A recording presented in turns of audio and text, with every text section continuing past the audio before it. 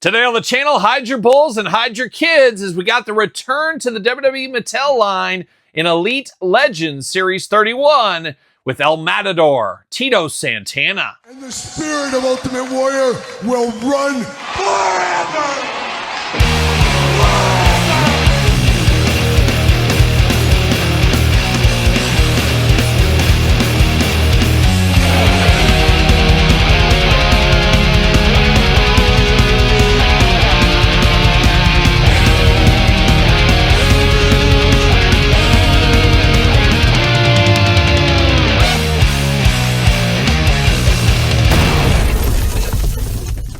Welcome everyone, Kyle here, and welcome back to the channel for another WWE Mattel Legends unboxing and review. And today on the channel from Series 31, we got Tito Santana, aka El Matador. But for all your El Matador needs, I went to Mattel Creations to pick these up, but they are Target exclusive as far as retail. Head over to Target, but for everything else under the sun, hit up Ringside Collectibles. Use discount code Kyle. Save yourself 10%. Got to get a deal out there. And you know we're going to do this review like we do all the other reviews on the channel. We're going to take a look at the packaging. We're going to talk about it. We're going to unbox it. We're going to talk about it. We're going to see where it goes from there. And the triumphant return of Tito Santana to the Mattel family here. Now, Target once upon a time in the Hall of Fame line, Hall of Champions, Hall of Fame, I think it was, had Tito Santana. And historically, for longtime collectors, they say he was the biggest peg warmer of all time.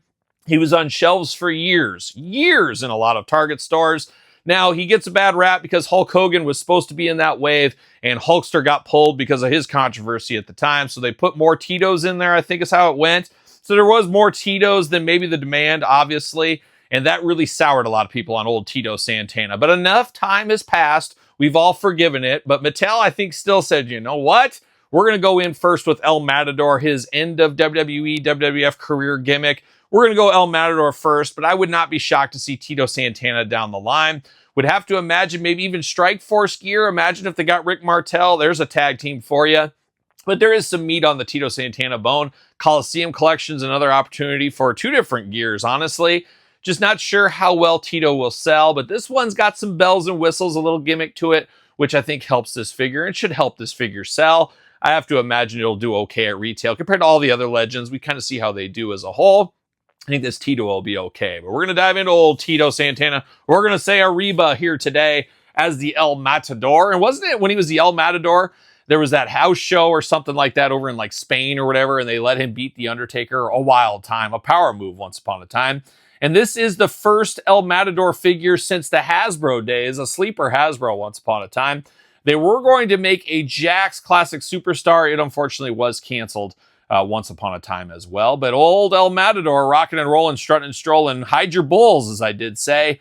Legend Series 31, Legend style packaging on this one, looking pretty darn good. 8 and up, WWE logo. There's old Tito on the side. Old Tito on the side. Then on the back, we got kind of the readout there, and we got a little tail of the tape. This is Diamond Stud Build-A-Figure in this wave here, so we'll be able to build him at the very end, and we're going to review each one of these, and at the end, we'll rank and review the whole wave, including the Diamond Stud, so stay tuned for that as well. But El Matador, Intercontinental Champion, World Tag Team Champion, Hall of Famer as well. After making his mark as both a singles and tag team performer, Tito Santana went back to his roots in 1991 to take on the biggest bulls in WWE and return to WWE to introduce the world to El Matador. The Matador is what it stands for, Todd, if you're wondering. After learning how to defeat wild, snorting beasts as a bullfighter, El Matador feared no superstar who faced him across the ring. Arriba. If he could have just held out a few more years, he could have had a hot feud with Manitar. Wouldn't that have been awesome? Manitar and him? That would have been a hot feud there. And I have to imagine El Matador gimmick wouldn't work in this day and age. People would say, oh, he's terrible. He's killing these bulls and all that kind of stuff. See you later. Goodbye. And I don't know if you guys knew this or not. I've heard through the grapevine that Tito Santana El Matador never even did bullfighting one time. Never even tried it, never even attempted it. He went back to his roots that didn't exist, is what I was told. You guys fact check it all you want, but there's the old El Matador right there. We're going to pop out all these extra hands. We got a lot of hands with Tito here. Did we get any Build-A-Figure pieces? What are we doing here? Where did those go? Those must have been still in the box, but I think we should have had some arms. Was it this one that had the arms with it? Have to dig that out of the packaging possibly here. There we go. There we go. See you later. Goodbye. there it goes. All right. Rubber band. See you later, goodbye. Let's get into Tito Santana. Looking pretty good, though, out of the package. We're going to dive into it here. Let's start with these extra hands here. So you got 2 gripping hands out of the package. Probably going to keep those so we can hang on to his cape. Cape? What are those things called? We'll get to it. But he has got the splayed out hands right here. I could just see him just give one of that or wave into the crowd, of course, in his bullfighting ring. So we got that. And then you got the 2 fists of fury. Got to have those as well. But it looks like these might be diamond stud hands here. It looks like that might be the case, as they are a different skin tone. As Tito, of course, got that sun-kissed tan going on. These must be for old diamond stud. Now we got this little hat. What do you call these things? I don't even know. I'm sure there's a technical word for these bullfighters. Can you stick? I thought there was a slot. You could just stick your fingers into the slot. Not today here, Todd. But this is kind of that hat, that Matador hat. You know, I get to see him holding it out here or carrying it under his arm or something. We have seen this before, but with a twist, and we'll do some comparisons later in this video here, but a little bit different than what we saw in the past. So some new tooling, some new accessories. Now, we've definitely seen this. Is it a cape? What do they call these things technically? I don't know. It's like a sheet. It's like usually in red, too, for the bulls, but this one is the pink and yellow attack here. Must be colorblind bulls, maybe, possibly, but he's going to do the old Olay, that whole kind of gimmick thing, but fits for an El Matador, there's no doubt about it. But now, speaking of El Matador, let's dive into old Tito Santana. And all day long, I see this face. I know who this is. I know this is Tito Santana. 2 eyes, 2 ears, a nose, and a mouth, and a little bit of a smiling face. Tito, always a jolly individual. Looking pretty good right there. He does have his hair grown out a little bit. Got that little ponytail on the end. Looking pretty good. Got the green band up there as well. Talked about the skin tone color here, looking nice. Got that sun-kissed tan here, almost hot dog tan, almost to hot dog level. Looking very nice there. And then that pink, as far as the wrist tape, really does pop against the tan skin here for that. Got the green pants here with the gold on the side. Then you got the stirrup boots. What do we got going on here? Looks kind of like stirrups over the top and the nice pink. And you got the bull painted on down there in the boots. Looking pretty darn good. No doubt this is El Matador Tito Santana. I see this. I know exactly who this one is.